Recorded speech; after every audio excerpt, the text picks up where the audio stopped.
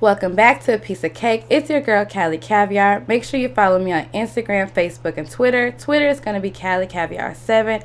Make sure you like, subscribe, and also make sure you drop a comment below about this video. So, today, first of all, I want to say Happy Black History Month. It's the third day of February. So, yes, we are working, and as our producers say, we are razzling and dazzling. So, with that being said, today in this hot seat is Seattle Seahawks player Chad Wheeler, and along with that, his multiple charges and felonies that come with it. So, now I'm just gonna put this out there. It is a PSA far as this part of the segment. But with that being said, this story is a little bit touchy. It is a little graphic. It does have a lot of various different platforms that have exercised the fact that they did not want to go ahead and cover the story. I guess, I don't know if somebody's scared. I don't know if they don't want to put adequate national coverage on this subject matter. But with that being said, that's what I'm here for. So simply with that, this story goes on to the fact of a white man has hurt a black woman, and now we are here dealing with the ugly truth with the whole thing, something that America does not want to deal with that. So let me break down this story. So let's start with this bitch, Chad. So, Chad Wheeler, who stands at 6'7", 310 pounds. He was born on January 19, 1994, and he is a current football player, which he has played for us. Which the position he plays is the offensive tackle lineman. That sounds like some big hot boy shit. So, Chad started his college football career at the University of Southern California, aka USC, and that was from 2012 to 2016. He then went and he was selected as the first team All Pac-12, but that was the end of the 2016. And then he was also chosen by the Campus Insiders. Despite the fact that during his college careers, Chad suffered multiple concussions. So he got torn ACL. He got just basically fucked up from playing football, just the basic injuries, and also, like they said, multiple concussions. So eventually, he wasn't able to get signed right out of college, but he ended up getting signed by the New York Giants, and he was an undrafted agent, and he made his debut on the scene, in 2017. He played from the Seattle Seahawks from 2019 to 2020, in which now that position is being waived for now he has pending charges due to the current felony charges, which are domestic violence, and it's a little bit more, but we'll go into that later because they're a little bit ugly. But let me tell you where this mess begins. According to CNN, on January 22nd, 2021, around 9:44 p.m., the police were called to Chad Wheeler's house. So this is the apartment where he stays with his live-in girlfriend. Now, she does have a name. It is Aaliyah. This was kind of hard to find because sources did not want to put her name out there. They're saying her name is being protected due to this lawsuit, but she does have a name. It is Aaliyah. Therefore, with that being said, Chad and Aaliyah got into a dispute after he asked her to bow down. She obviously said hell no to this nigga because he literally went apeshit on her ass. Chad proceeded to dislocate Aaliyah's arm. He smashed her face in, and he choked her repeatedly until she fell unconscious. Chad then went to continue to eat his dinner while her lifeless body laid there on the floor.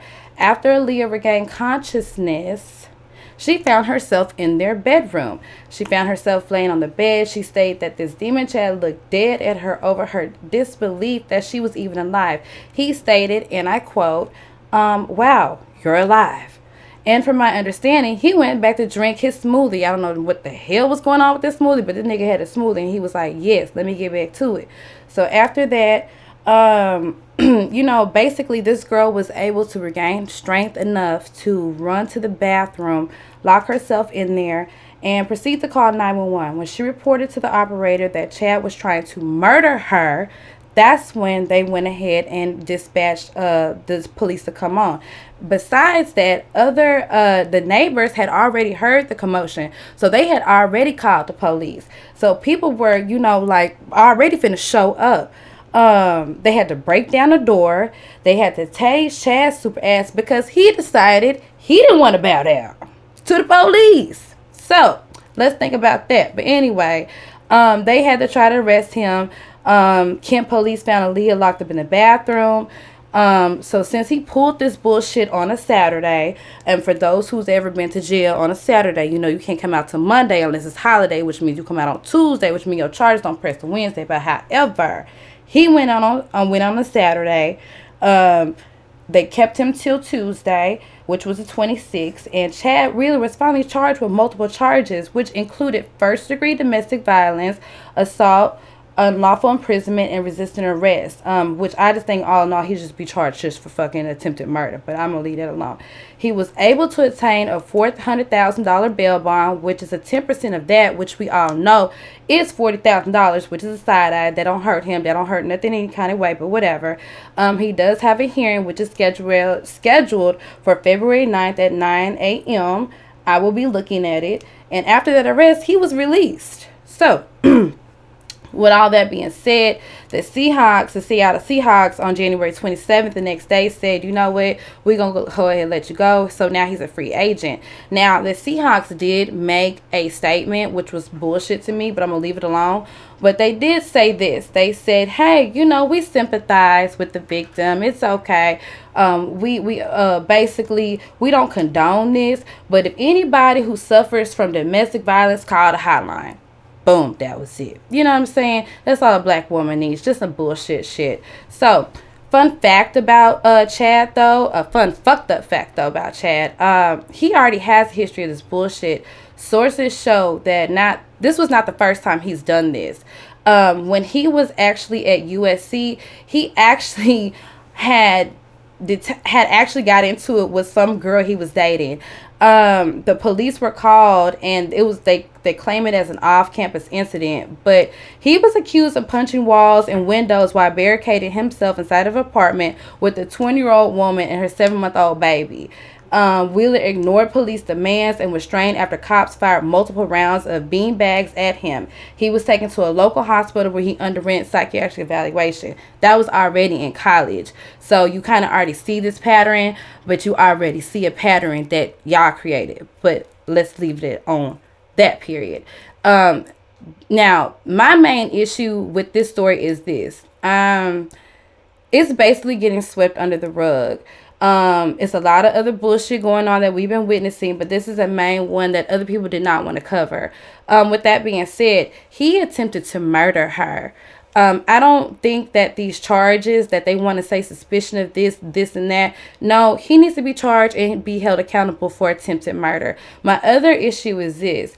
Media mainstream, you guys didn't want to recognize that this was a woman that had a name. You guys kept saying police call from a woman that called or something, this and that. No, this was not a random woman. This was not somebody that he picked up at a bar the night before. This was not some bitch that he found down the street. She has mail there. This was his in-house pussy. And literally, I'm telling you, she has a key, and her name was Aaliyah, and you guys took her femininity, her whole feminism away from her when you said that she was just some woman that claimed to be Colin. No, he was trying to murder her.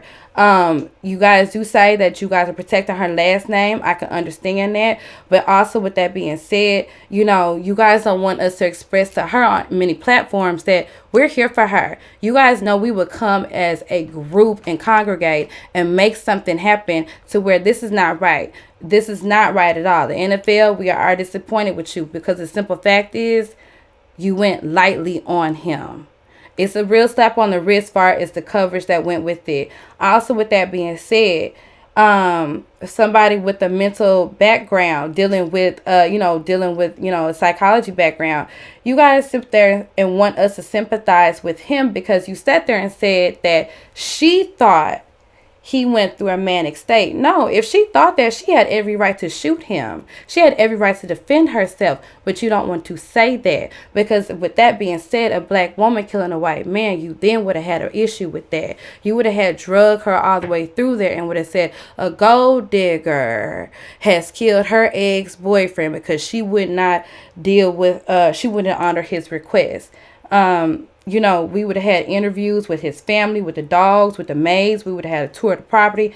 It would have been real. It would have been a real deal if it would have been the other way around. I mean, I'm just saying, America, you guys made fun of Megan Thee Stallion when she said, you know, on Instagram and Twitter, about her feelings being disregarded, about being unprotected as a black woman, being shot by her ex-boyfriend. But, you know, I really want society to wake up and really understand, you know, that black women, we don't have to deal with your bullshit. Chad stood at 6'7", 310 pounds. She is 5'10", 190 pounds. With that being said, she tried to defend herself. She tried to make sure that, you know, she had to go lock herself in the bathroom. If she would have did anything more than call 911, you guys would have been making her fight for her life, because you guys would have put her in jail. And I hate that because I really hate that because you guys label us wrong. You guys put us as a mule. You guys put us as a taboo, as a sex object. You put us as something you want to conquer. You guys put us as something you want to bow down to. And you also put us as something that when you have money, you can treat us as your personal property, as your personal cattle, as your personal bullshit. And that's not it. We are the supreme being. Nigga, first of all, let me tell you something. If you really want to look at it, ownership, it is all mine. We own this. Not, and I'm not talking about here, I'm talking about there. And also, with that being said, stop labeling us as animals that have to take your bullshit. And we don't have to always get it from a mud with a nigga. Some of us do have intact families that come together and support one of another. We are here, regardless how you look at a family in your way, we do have families in our way. With that being said, I really hate, and my heart goes out to this woman, because as anybody else, we get stressed out, we cry, we bleed. We are just like any other nationality that has walked this earth. Stop treating our black women like this. This was not okay. This was not okay to put coverage on this, and for you guys to not say that this was wrong, what he did to her as a black woman. With that being said, I am going to leave you with a quote from Kanye West, you know, because, you know, Kanye kind of, you know, feeling my way. With that being said, he said, I know I got angels on the other side watching me. I know she had angels on the other side, because for her to be alive after what he did to her, baby, I feel that. So I really want to thank you guys for the time that you spent with me. I didn't want to take you guys all the way through there, but with that being said, I hope you guys keep it clean. I hope you guys stay safe. And once again, I love the time that we do spend. And like I said, make sure you follow me on Instagram, Facebook, and Twitter. Also, make sure you drop a comment below and let me know what you think of this video. Have a great night.